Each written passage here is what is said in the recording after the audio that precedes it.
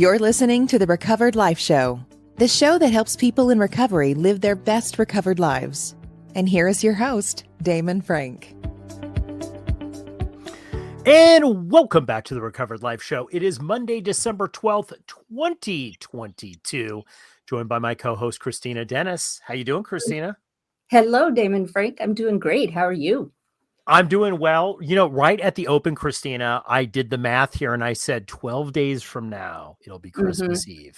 12 days. I can't believe it. Yes. I'm still a little in denial. Everybody knows Damon is the holiday guy, and I wouldn't call myself the anti-holiday person, but I'm just not so holiday-ish, but I am looking forward to the whole world having, a pleasant time. But I also think there's a lot that comes with it too. The world having a pleasant time. That is an understatement. I'm going to tell you that, Kristina. Hey, look, we couldn't be more different. I feel like I'm on my 85th Christmas tub out of the garage. Yes. I was flipping through Netflix the other night, and there was a whole thing about a troll that lived under a bridge and was killing people. Uh-oh. And I flash forward to my garage because that's basically how I view it, right? It is out of control around this time of year. And I don't know how many thousands of lights that I have up, but I've got a lot this year. It's good. And every year I curse myself and I say, I'm never going to do this again. I will never. I'm on the ladder. It's wet. It's been raining in Southern California. I'm like, I am never going to do this again. And then the year, it's almost like recovery. Before I got into recovery, right. I'm never going to drink again, Kristina. I'm saying this with my lights. I'm never going to put up a holiday light again. And then here I am. And then you have amnesia, like we all did. I don't know right. what the problem is. Yes. Oh, that is what it's about. That is what it's about.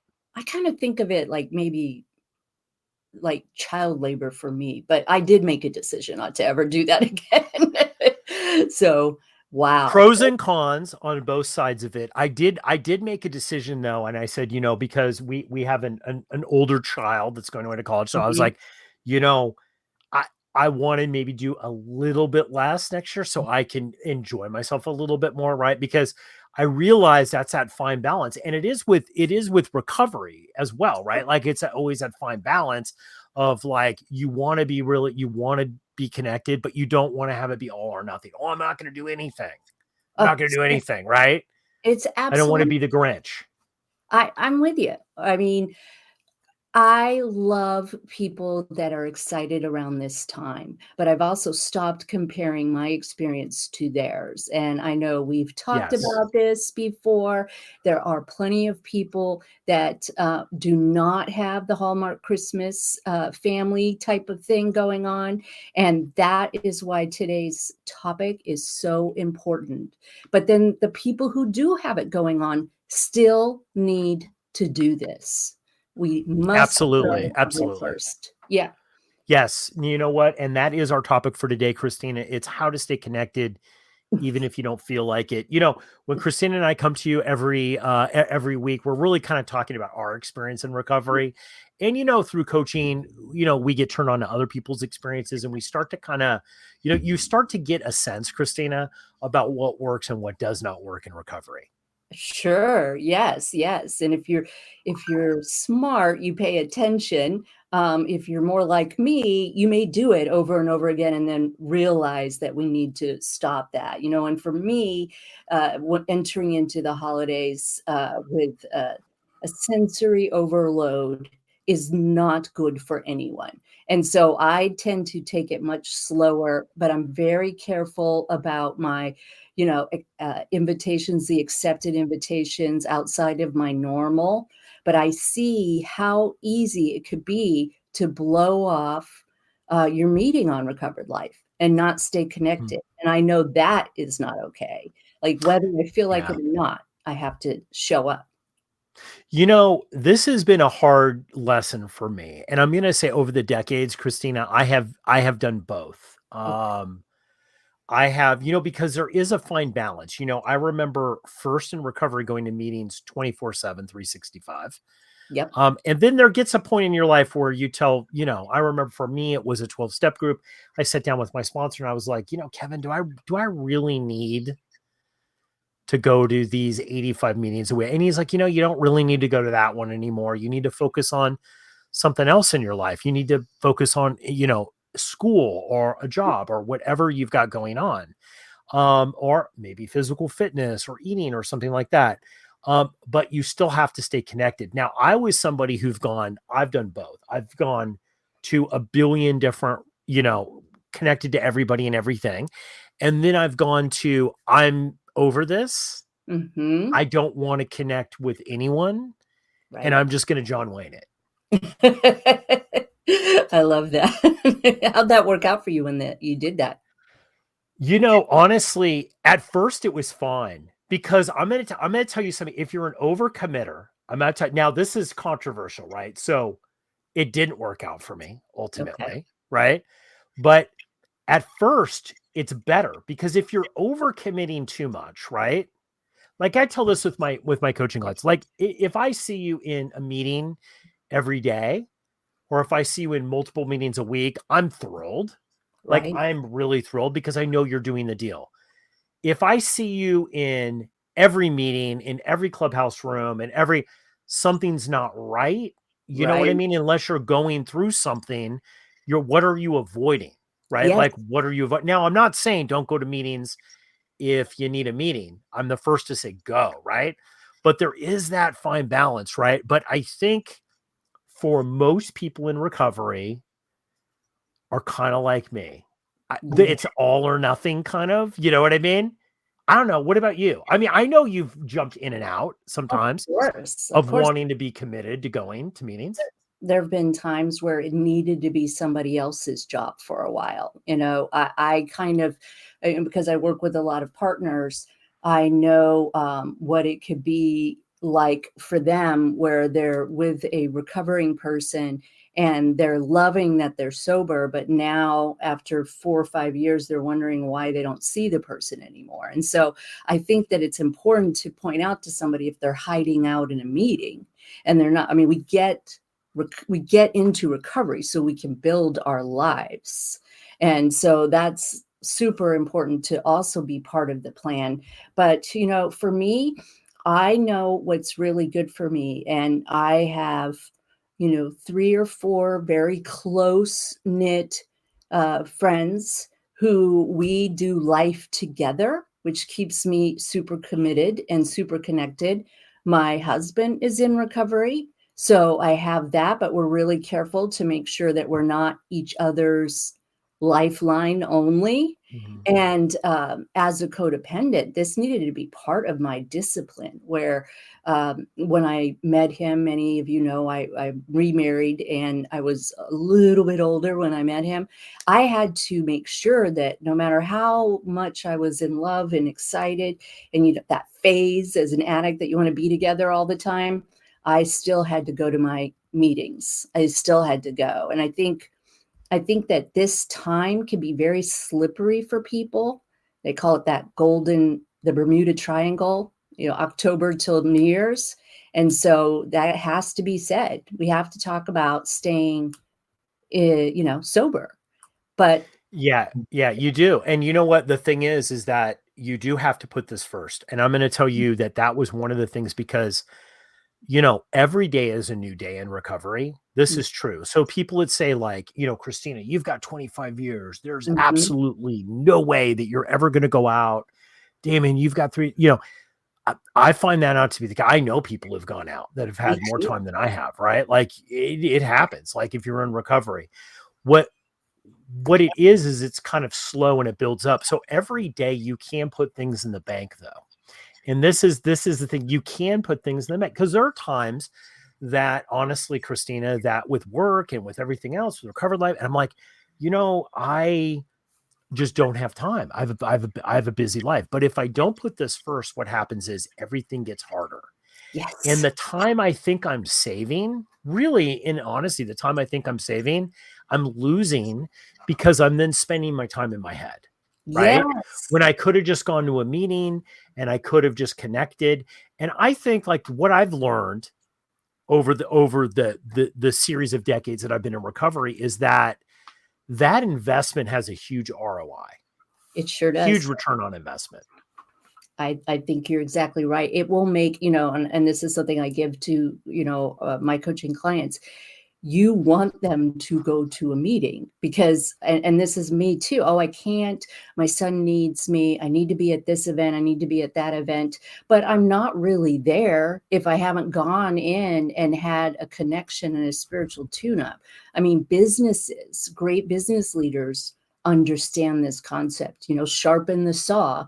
Otherwise you'll be spending twice as long cutting down that tree. And so I have been grateful that I was taught that when I first got into recovery, and that for the most part, I at least knew, that I had to go. And there were times where it was just once a week because that's all I could do. That, you know what? And sometimes that's enough. Like for me, sometimes if it's a good connection, look, the one thing we know is the one thing I've learned in Recovered Life and in coaching and from people like you and other things is that really addiction grows when you're not connected. If you're not connected in isolation, that's where it grows. So when we come back from the break, I want to talk to you, Kristina, about what we do, what you do, what I do when we're feeling not connected. Like, how do we get reconnected again? Because I think this is the danger point where people all of a sudden find themselves not connected and they just say, well, screw it. Yeah. You know what I mean? I'm just going to roll the dice and just try to white knuckle it. So when we get back, let's talk about like what we do and our experience of how we reconnected. Great. If you are newly sober, trying to get sober, or you've been sober for decades and are looking to take your sobriety to the next level, the Recovery Breakthrough 6-week transformation concierge coaching program might be right for you. Have Damon Frank and Kristina Dennis build a custom roadmap to get you on the path to getting what you really need. Receive hands-on concierge coaching and stay focused and productive with our daily check-ins. If you're ready to experience your recovery breakthrough and start the journey towards the transformation you deserve, book a free get-to-know-you call today and find out what is possible in your recovery. To find out more about Recovery Breakthrough and to book your free call, go to recoveredlife.us. That's recoveredlife.us.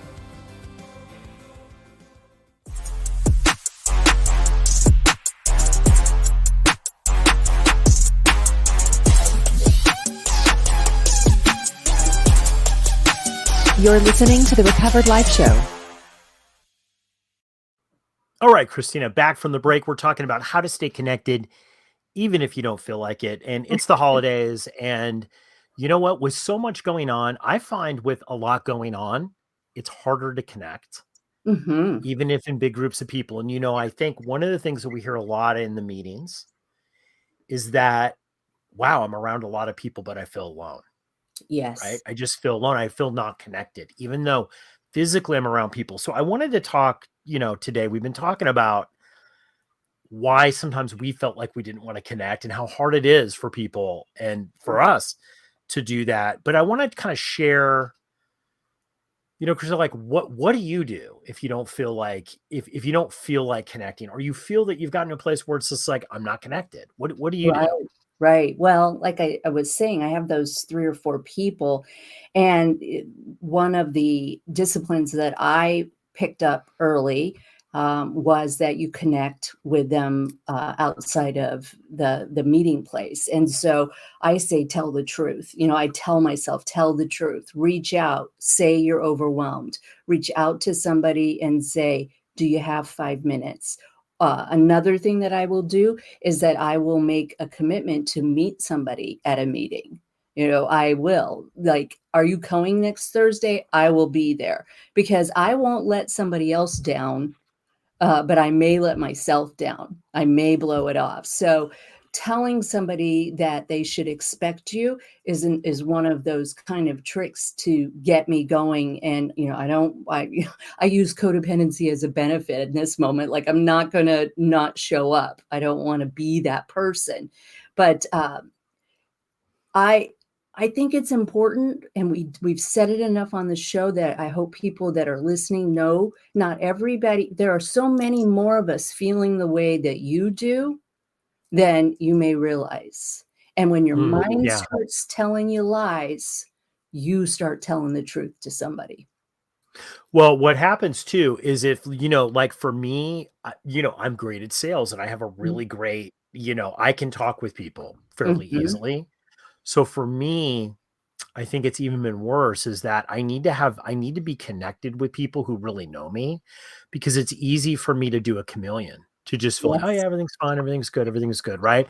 And I've been there in my life, but what happens is it like the days start to add up, and the more you're unconnected, the harder it is to reconnect, I find. And this is for me, like I love what you're talking about is like plan what's going on. I mean, one of the reasons why we created Inner Circle, our inner circle membership plan, Christina, is like we were talking, is like so many people just needed an advanced commitment. They knew that they needed to talk to a coach, Yes. to work to work it.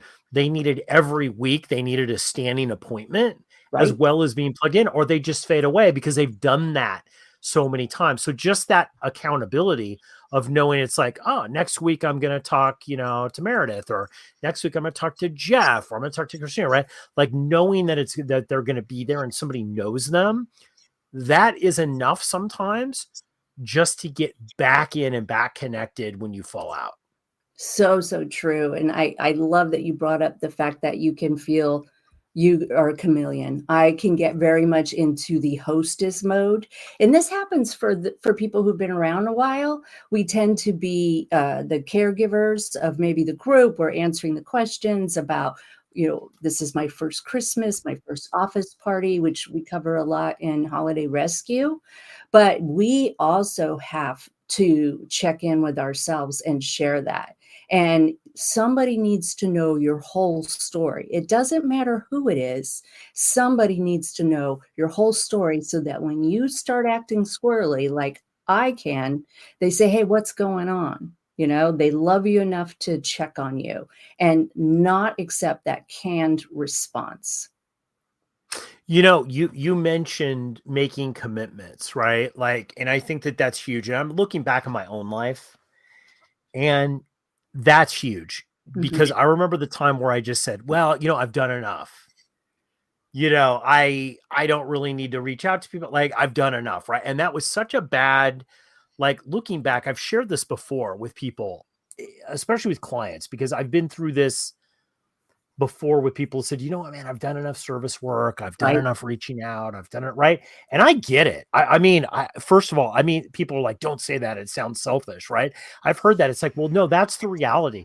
That's what's actually going through people's head. And, sometimes you can get burnt out with it, right? You can Of get burnt course. out, and you need to take that little break maybe, and maybe do service in another area, you know, but one of the things I think that was such a misinterpretation for me, because I was listening to my own voice, and then I started to become disconnected from people.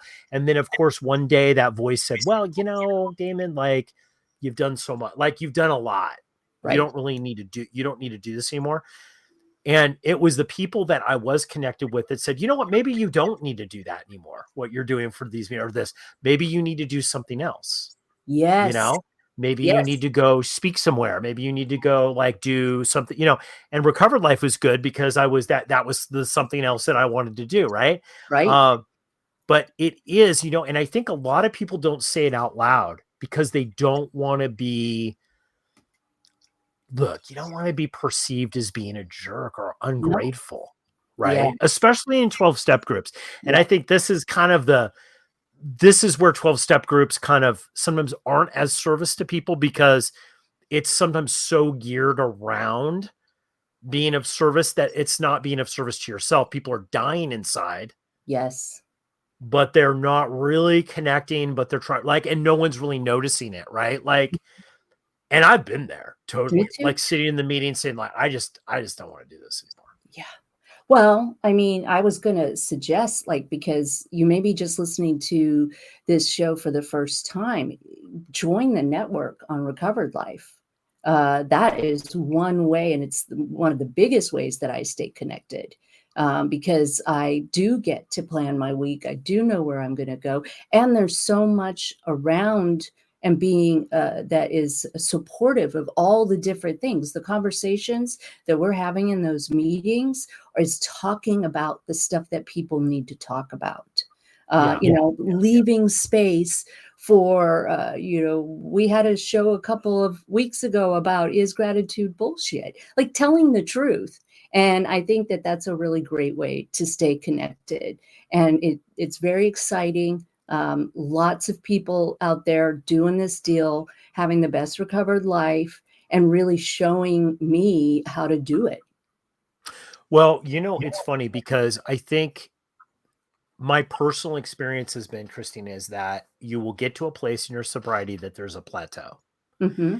And then you have to make a choice. You can go out, you can stay, or Mm-hmm. you can peel back the onion more and go to another level.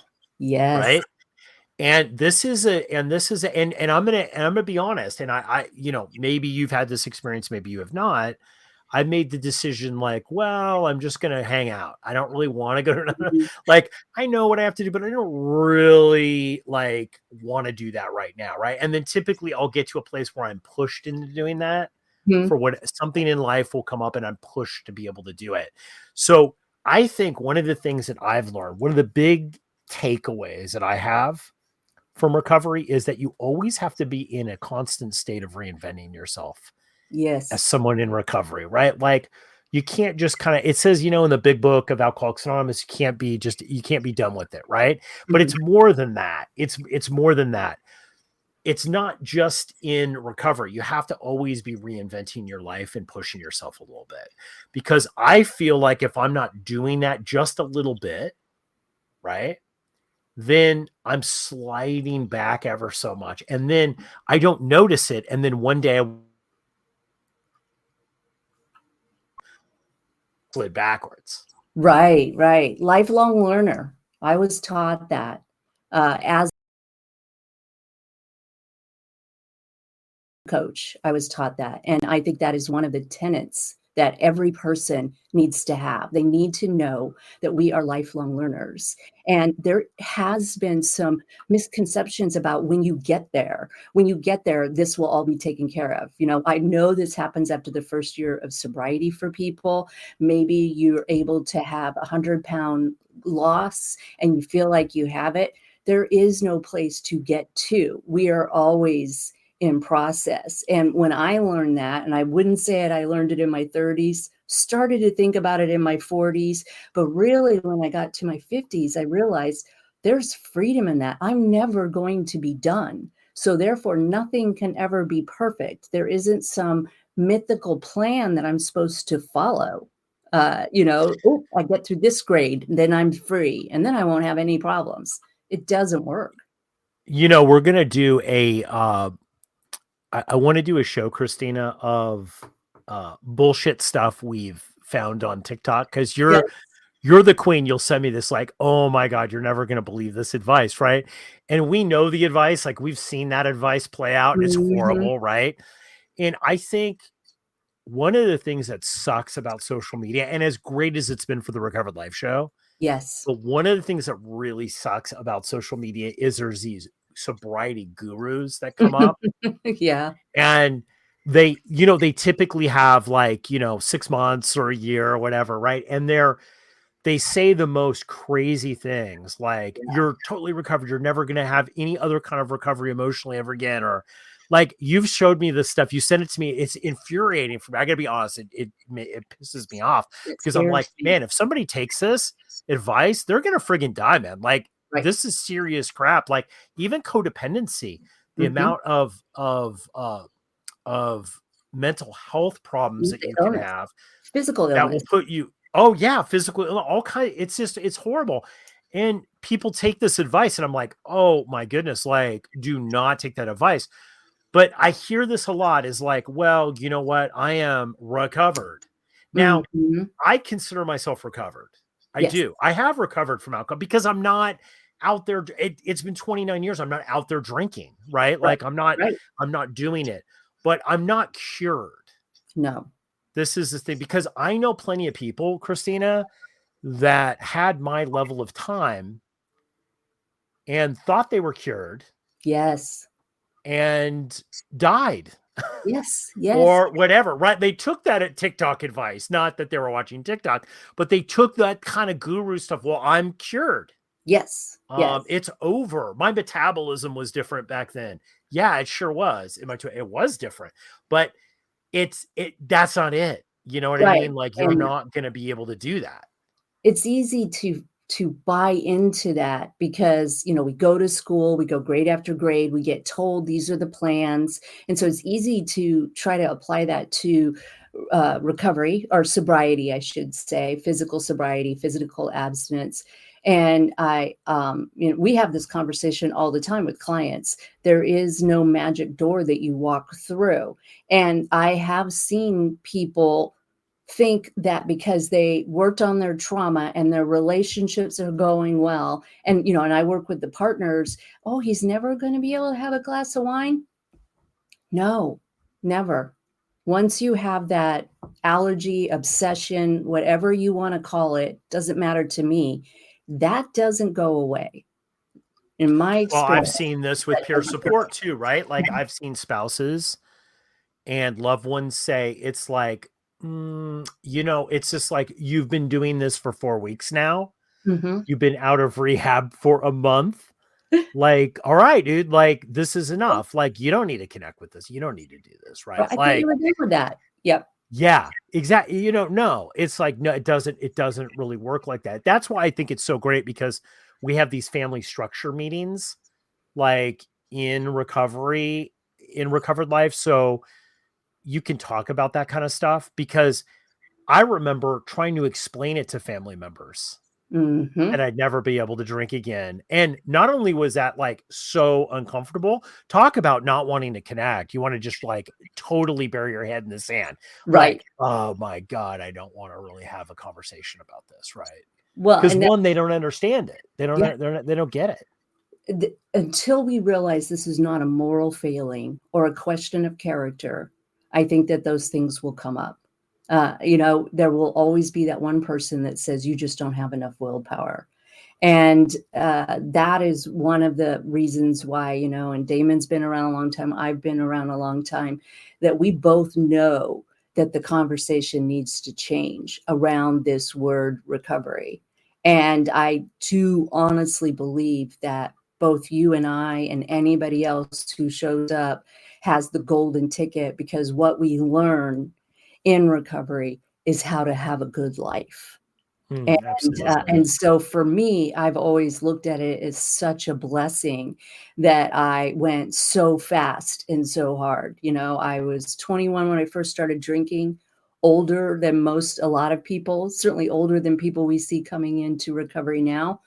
But I went down so fast within 6 years that I feel blessed that we have this opportunity to have these kind of conversations. And so I think that if you don't want to stay connected, um, too bad, because we want you to save your life. Yeah. Well, you know what? And that's, I was talking with Kevin Klein. We were talking with him, our meditation Mhm. coach on Recovered Life. And we were having a Zoom last week. And, I was telling the story about 5 years ago when I had dropped him off from a 12-step group that I'd met Kevin in. Great guy. Dropped him off, telling him and saying, you know what? Like, I'm looking around and Mhm. I don't see a lot of happy, fulfilled Mm, people around me in these. I see a lot of people who have time right. but aren't right. Like, and we started talking about that, and he always gives me great advice. He's one of the people that are in my life that I'm connected with that gives me great advice. And I was like, um, I need something that is really about my best recovered life, right? And that's how all this stuff started, right? And you and I talk about this a lot too when we're talking about meetings that we're putting together. Not that we're Pollyanna positive, because I'm not. Like, No, people who know me, Chris, I'm not a Pollyanna. Both of us are not that no. way. We're very realist, right? Like, I know that alcoholism and codependency and addiction just wipes people out. I get it's a serious thing, but at the same time, um, you you want to be connected with people who are also doing the deal and challenging you a bit. Like, Yes. if you're looking around, like, that's what's great about Recovered Life, because I go to these events in Recovered Life, these meetings, and I'm connected with, like, man, there's people doing the deal, man. Like, Yep. I do a lot. Like, I'm a pretty, I do a lot in my life, but I'm like, wow, like, I could do more. Sometimes I'm like, these are really empowered, great people who are also in recovery that know the power of connection, but are also out doing the deal as well. They are, and it doesn't, I mean, I have learned from people with it 1 year. I have learned from newcomers something. I've learned from old timers, which I think you and I qualify for now. I don't say that very Not yet. happily, but and I mean, whether I was dealing with that situation or not, those lessons soaked in, and being at a place that you belong, that you don't have to fit in, you just belong. I would say that very few people really get to have that, and that's what we have at Recovered Life.